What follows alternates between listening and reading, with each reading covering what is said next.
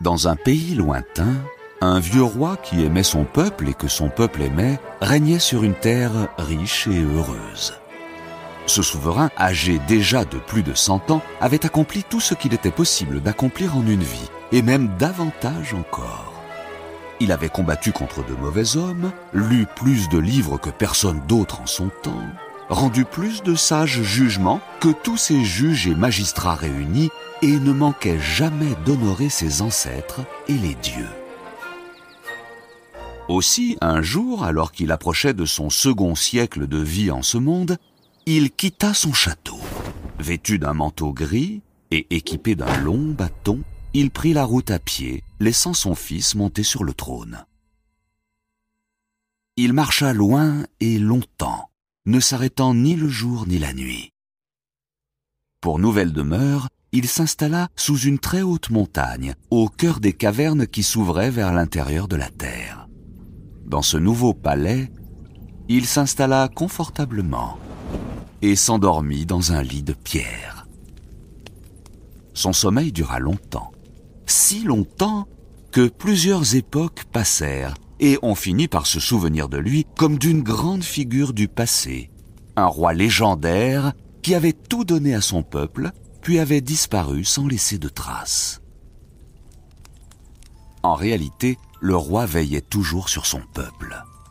Depuis son palais sous la montagne, il envoyait des rêves aux hommes qui nécessitaient conseil et avis, et apparaissait au cours de leur sommeil pour les guider et les avertir.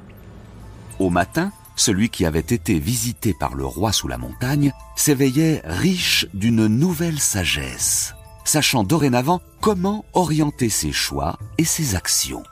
La plupart pensaient simplement que la nuit leur avait porté conseil, mais certains gardaient en mémoire l'image de ce vieillard à la longue barbe blanche qui s'était adressé à eux alors qu'ils dormaient.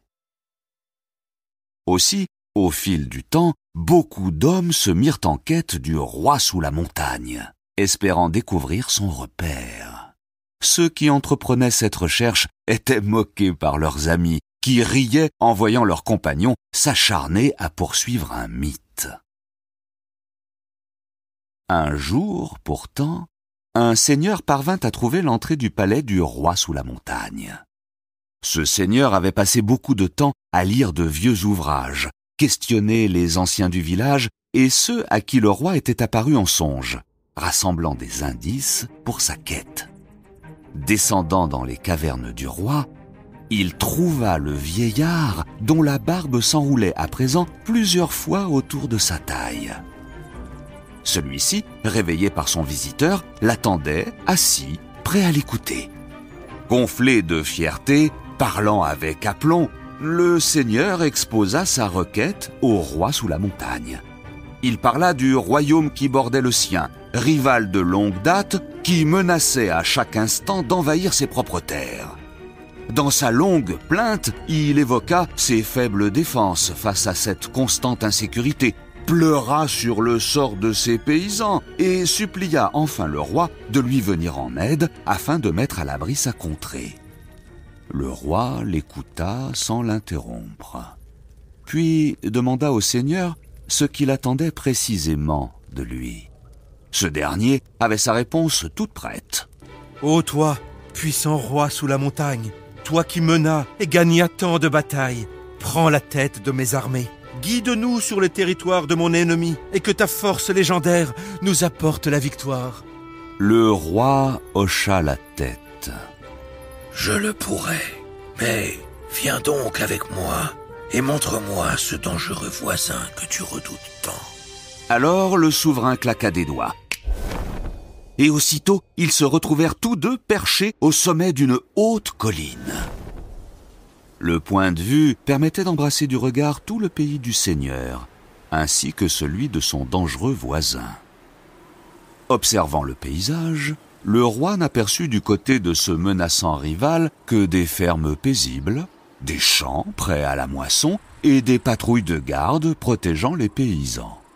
En revanche, du côté du pays du Seigneur venu le quérir, il découvrit une grande armée qui campait toute proche de la frontière. n'attendant qu'un ordre pour lancer l'assaut. Se tournant alors vers le seigneur, le roi parla, et son ton était dur. « Tu m'as menti, toi qui disais te trouver en grand danger.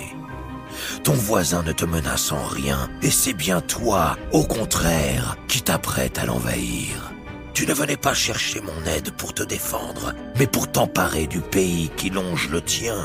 Puisque tu ne rêves que de te placer au-dessus des autres et de briller par ta grandeur, tu passeras l'éternité à t'élever là où nul ne pourra te voir. » Et à cet instant, le seigneur fut changé en stalagmite. Le roi, quant à lui, retourna à son sommeil.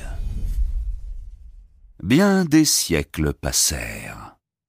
Enfin, après plusieurs âges de ce monde, quelqu'un d'autre retrouva le palais caché du roi. Un visiteur pénétra dans la roche, silencieux et secret. Vêtu d'un long manteau noir et porteur d'un étrange bâton, l'aventurier trouva lui aussi le roi tiré de son sommeil et s'inclina devant lui. Au contraire du précédent pèlerin, celui-ci se montra extrêmement poli, chantant les louanges du légendaire roi sous la montagne à chaque occasion et présentait ses requêtes avec beaucoup de délicatesse. Tout ce qu'il désirait, disait-il, c'était connaître les secrets de l'ancien temps que seul le vieux roi sous la montagne détenait encore. Il souhaitait repartir de la montagne l'esprit plus sage et plus fort, fort de nouvelles connaissances. Cette fois-ci également, le roi l'écouta sans parler. Il se leva et mena son hôte devant une rivière souterraine. « J'ai écouté ta demande, mon visiteur, et j'ai décidé de t'accorder ce que tu demandes. Suis-moi de l'autre côté de cette rivière, et je t'enseignerai tout ce que je sais. » Tout à sa joie, l'homme bondit au-dessus de la rivière. Seulement, cette dernière, comme beaucoup de rivières souterraines, avait le pouvoir de faire apparaître l'âme véritable de toute personne qui la traversait. À cet instant, l'hôte du roi sous la montagne laissa découvrir sa véritable nature, débarrassé de sa ruse. Cet homme, en vérité, était un sorcier qui avait consacré sa vie à apprendre tout ce qu'il avait pu dans les livres interdits pour mieux utiliser son savoir sur ses semblables. Tout au long de son existence, il s'était servi de la mauvaise magie pour plier les gens et les choses à sa volonté. En allant trouver le roi sous la montagne, il espérait accroître encore son pouvoir et sa domination. Aussi, au moment où le roi réalisa les véritables intentions du sorcier, il s'adressa à lui. « Je te vois tel que tu es, mon visiteur. Et je n'y trouve nulle soif de savoir ou de sagesse. Tout ce qui t'importe, c'est de te servir des autres à ta guise, en utilisant contre eux des connaissances qu'ils ignorent. Tes intentions déguisées n'ont rien de noble. Puisque tu as cherché toute ta vie à contrôler les autres, tu passeras désormais le reste de ton existence à la merci de ce qui t'environnera, sans pouvoir te défendre. » Et il claqua des doigts. Et aussitôt, le sorcier fut changé en une touffe de mousse dans le lit de la rivière, agité en tous sens et balayé par le courant, incapable de s'opposer aux forces qui l'entouraient. Le roi s'assoupit à nouveau, et davantage de temps encore passa avant que quelqu'un ne vienne lui demander de l'aide. Mais enfin, une troisième personne finit par trouver son palais souterrain. Cet homme-ci était chaussé de gros sabots, portait un gilet de cuir et des pantalons de laine. Descendu au fond de la montagne devant le mythique souverain, il s'agenouilla. Une fois encore, le roi écouta sans rien dire. Ce troisième visiteur était un berger, venu de fort loin pour requérir le jugement du roi sous la montagne. Ce berger était amoureux d'une jeune fille, tous deux amoureux depuis fort longtemps. Or, le père de cette jeune fille refusait d'accorder sa main au berger. Aussi, ce dernier demandait-il au roi, si sage et si juste en son temps, de venir dans son village pour servir de juge à cette affaire. Le roi accepta et claqua des doigts. Un instant plus tard, tous deux se trouvaient au village. Sans perdre de temps, le berger organisa une assemblée afin que le village puisse assister au jugement du roi sous la montagne. On dressa des bancs et des tables et on alluma un grand feu. D'un côté, le berger s'installa, humble et plein d'espoir. De l'autre se tenait le père de la jeune promise, le regard sombre et la mine résolue. Le roi donna d'abord la parole au berger, qui exposa son immense amour pour la jeune fille, jurant de la rendre heureuse et de la protéger. On écouta ensuite le père, qui rappela les vieilles rancunes et les luttes qui avaient autrefois opposé les ancêtres de sa famille à celles du berger. Il énuméra la longue liste des querelles et des griefs entre les deux clans et termina en proclamant qu'il lui était impossible de donner sa fille en mariage à un homme dont les parents, grands-parents et arrière-grands-parents s'étaient affrontés avec les siens. Une fois encore, le roi écouta, silencieux. Enfin, quand tous eurent parlé, il prit la parole. « Je vous ai entendus tous les deux, et voici le jugement que je rends.